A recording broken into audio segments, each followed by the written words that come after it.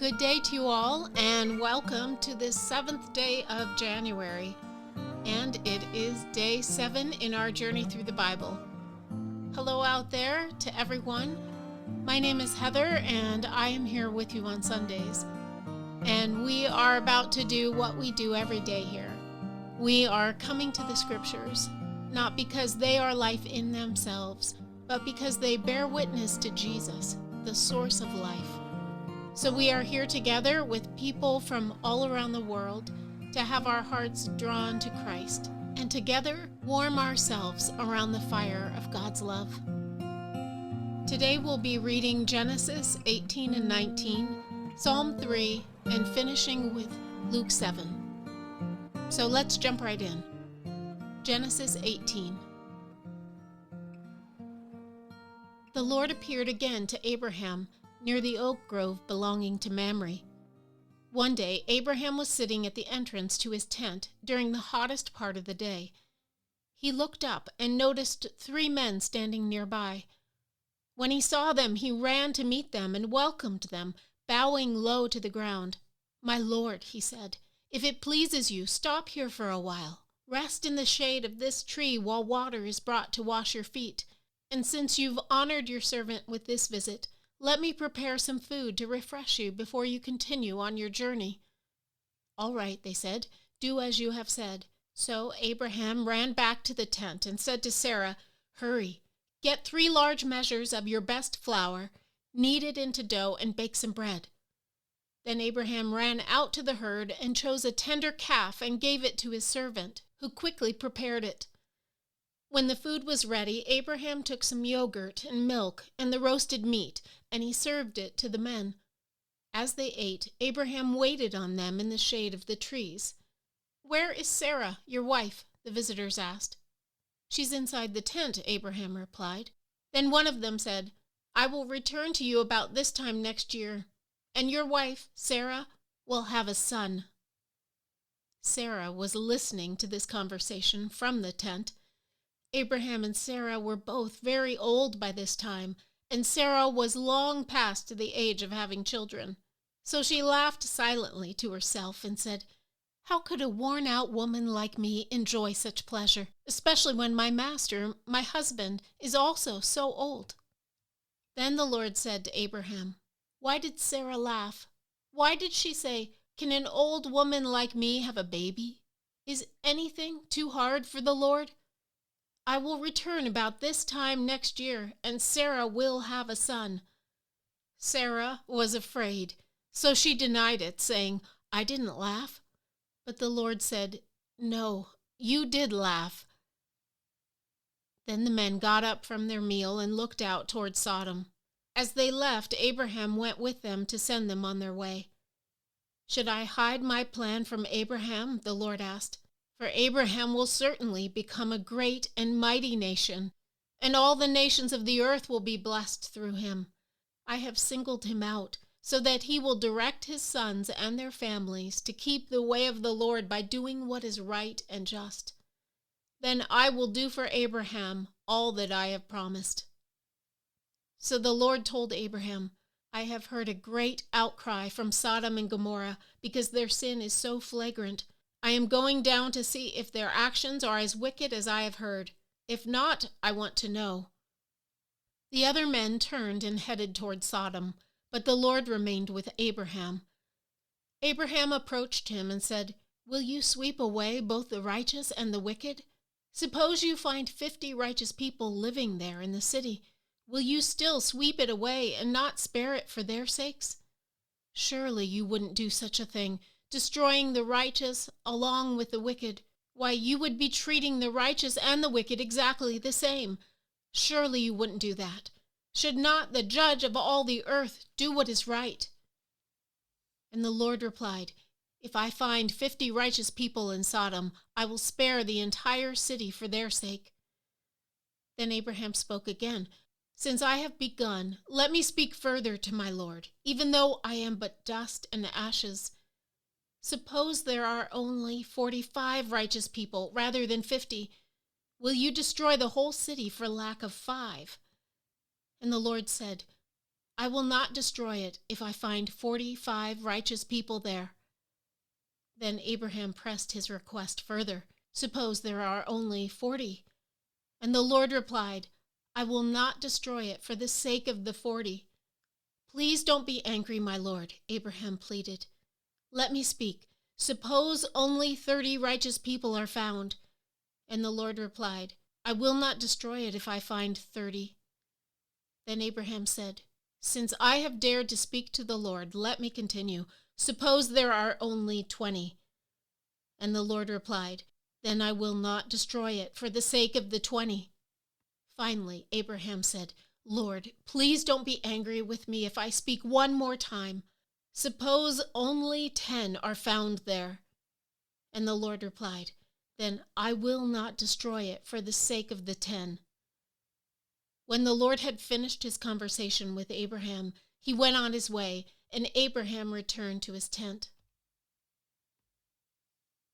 Genesis 19. That evening the 2 angels came to the entrance of the city of Sodom. Lot was sitting there, and when he saw them, he stood up to meet them. Then he welcomed them and bowed with his face to the ground. "My lords," he said, "come to my home to wash your feet and be my guests for the night. You may then get up early in the morning and be on your way again." "Oh no," they replied. "We'll just spend the night out here in the city square." But Lot insisted, so at last they went home with him. Lot prepared a feast for them, complete with fresh bread made without yeast, and they ate. But before they retired for the night, all the men of Sodom, young and old, came from all over the city and surrounded the house. They shouted to Lot, "Where are the men who came to spend the night with you? Bring them out to us so we can have sex with them." So Lot stepped outside to talk to them, shutting the door behind him. "Please, my brothers," he begged, "don't do such a wicked thing. Look, I have 2 virgin daughters. Let me bring them out to you, and you can do with them as you wish. But please, leave these men alone, for they are my guests and are under my protection."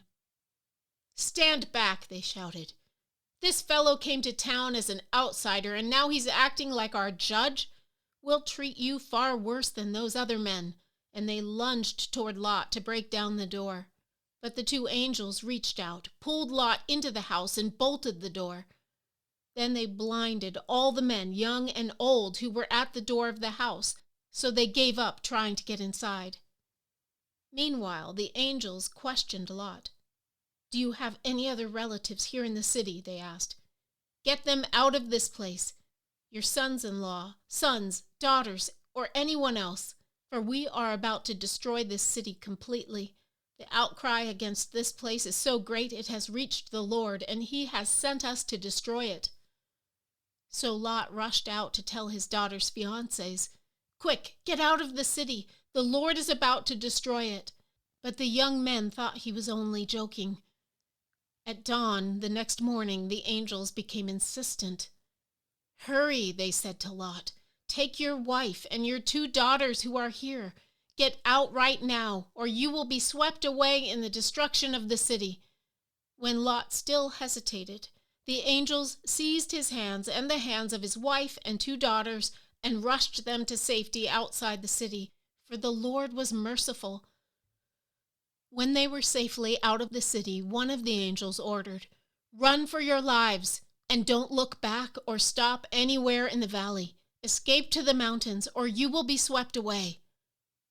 "Oh no, my lord," Lot begged. "You have been so gracious to me and saved my life, and you have shown such great kindness. But I cannot go to the mountains. Disaster would catch up to me there, and I would soon die. See, there is a small village nearby. Please let me go there instead. Don't you see how small it is? Then my life will be saved." "All right," the angel said.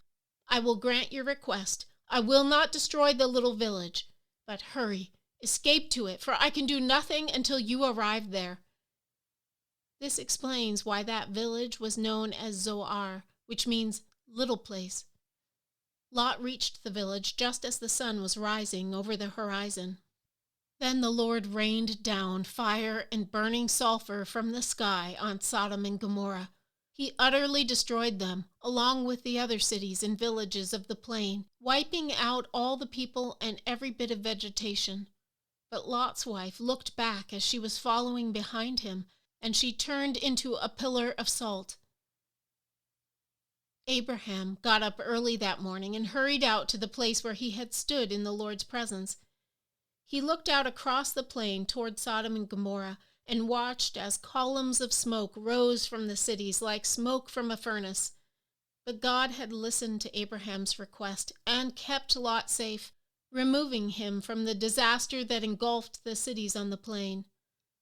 Afterward, Lot left Zoar because he was afraid of the people there, and he went to live in a cave in the mountains with his 2 daughters. One day the older daughter said to her sister, "There are no men left anywhere in this entire area, so we can't get married like everyone else, and our father will soon be too old to have children. Come, let's get him drunk with wine, and then we will have sex with him. That way we will preserve our family line through our father." So that night they got him drunk with wine, and the older daughter went in and had intercourse with her father. He was unaware of her lying down or getting up again. The next morning, the older daughter said to her younger sister, "I had sex with our father last night. Let's get him drunk with wine again tonight, and you go in and have sex with him. That way we will preserve our family line through our father." So that night they got him drunk with wine again, and the younger daughter went in and had intercourse with him. As before, he was unaware of her lying down or getting up again. As a result, both of Lot's daughters became pregnant by their own father. When the older daughter gave birth to a son, she named him Moab. He became the ancestor of the nation now known as the Moabites. When the younger daughter gave birth to a son, she named him Ben-Ami. He became the ancestor of the nation now known as the Ammonites. Psalm 3. A psalm of David regarding the time David fled from his son Absalom. O Lord, I have so many enemies. So many are against me. So many are saying, "God will never rescue him." But you, O Lord, are a shield around me. You are my glory, the one who holds my head high. I cried out to the Lord, and he answered me from his holy mountain. I lay down and slept, yet I woke up in safety, for the Lord was watching over me. I am not afraid of 10,000 enemies who surround me on every side. Arise, O Lord, rescue me, my God. Slap all my enemies in the face. Shatter the teeth of the wicked. Victory comes from you, O Lord. May you bless your people. Luke 7. When Jesus had finished saying all this to the people, he returned to Capernaum. At that time, the highly valued slave of a Roman officer was sick and near death.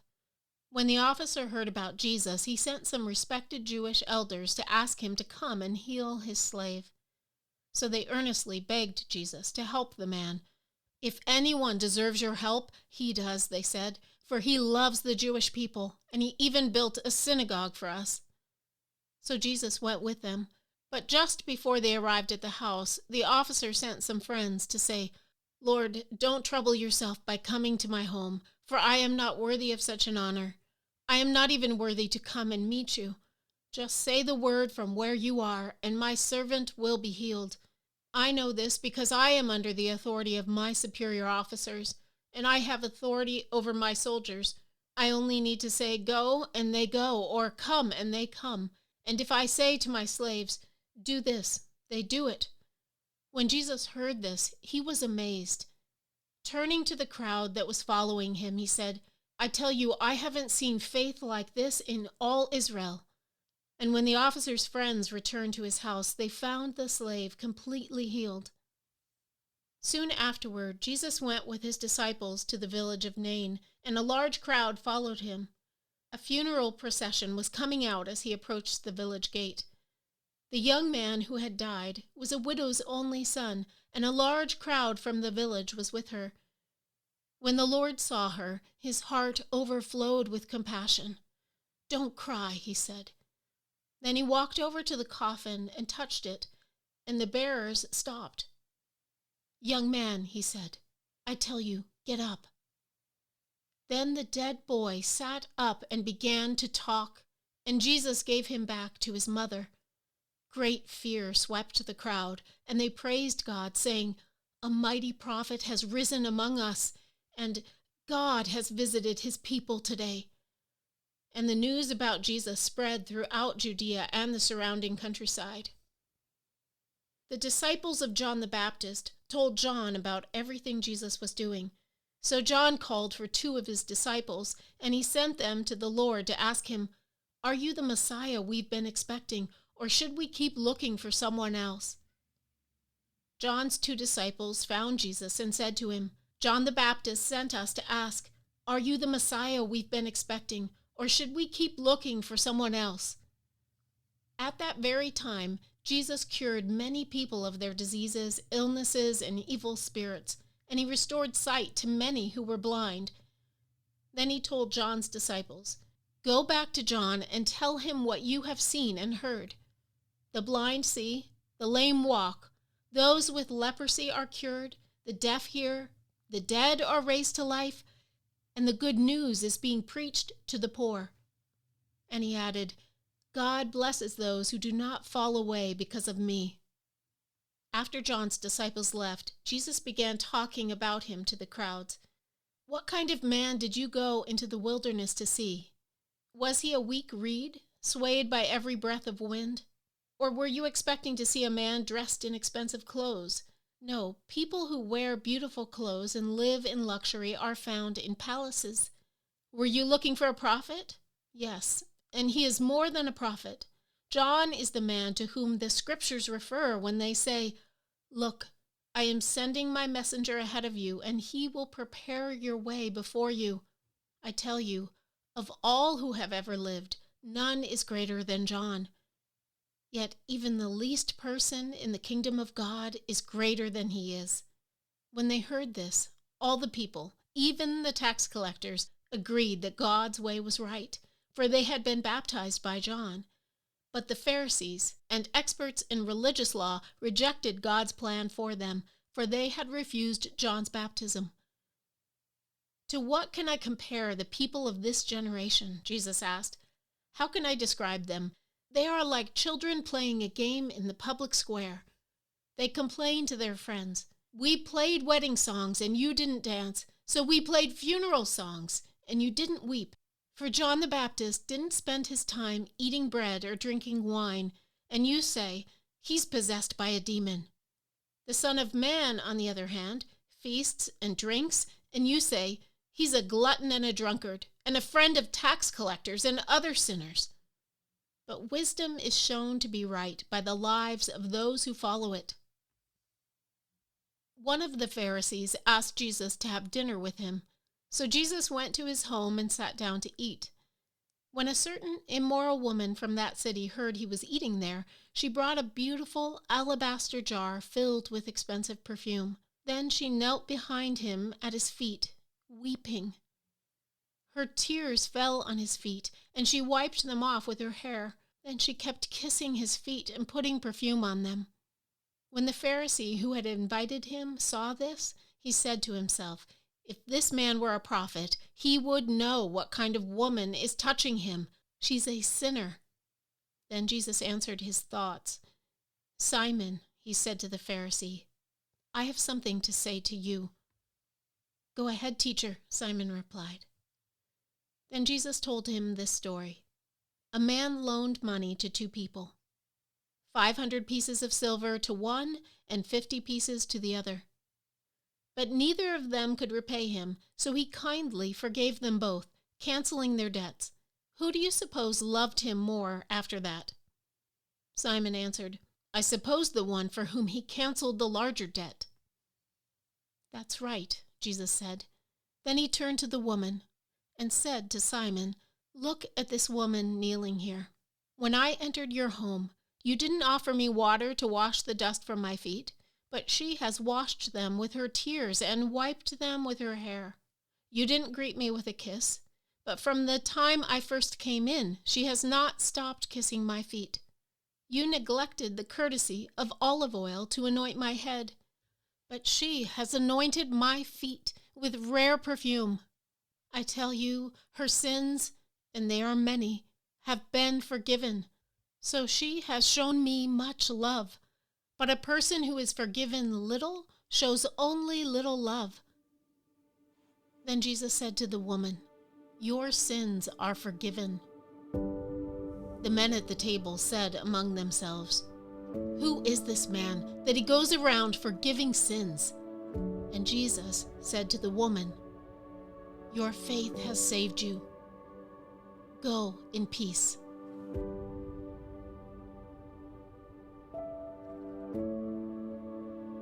God has a plan. John is sitting in prison, waiting to die. Maybe he's feeling forgotten and overlooked. He's been obedient and zealous in his devotion to God. He's held up his end of the bargain, as it were.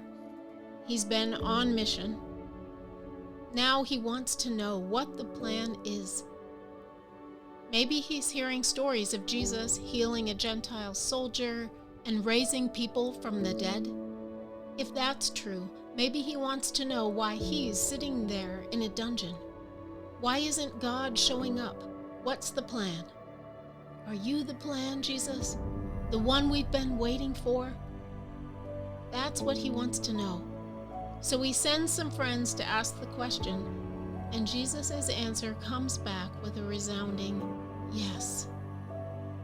John's friends report back to him. The blind see, lepers are healed, the deaf hear, the dead are raised to life. The good news is preached to the poor. In other words, Jesus is saying, yes, I've got a plan. I am the plan.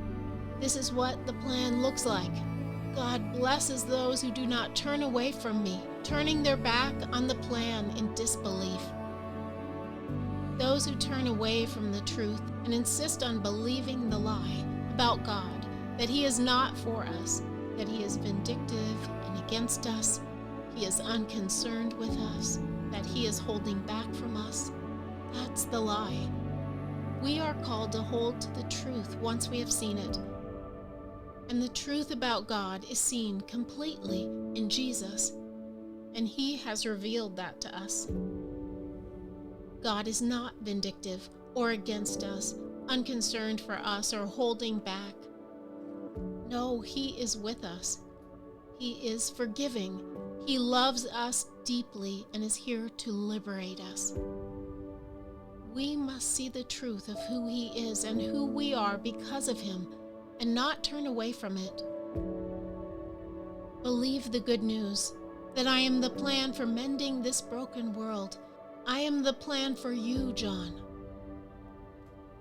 Don't let circumstances and hard times dissuade you from believing in God's plan. Sometimes we are like John the Baptist. When things start going south, we begin to question whether God has a plan at all, and whether Jesus is really the plan we should be trusting in. And sometimes we're like Simon the Pharisee later on in this story. He's let pride and his own ego blind him from God's plan. We can be like that too. But this woman who barges into the tax collector's house isn't letting circumstances divert her from the plan of God.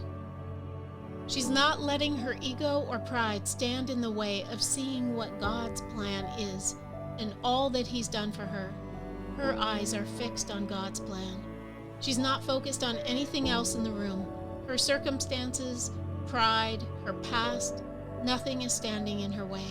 She recognizes that God has come with his plan to heal and mend her broken world, to rescue her from judgment. He's come to forgive her. He's come for people just like her.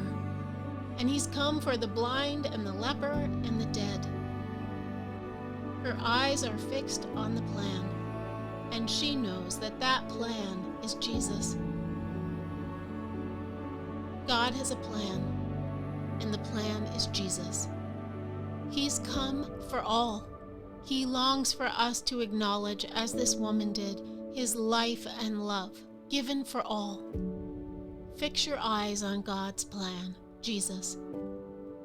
See in him the mercy, love, and forgiveness of God.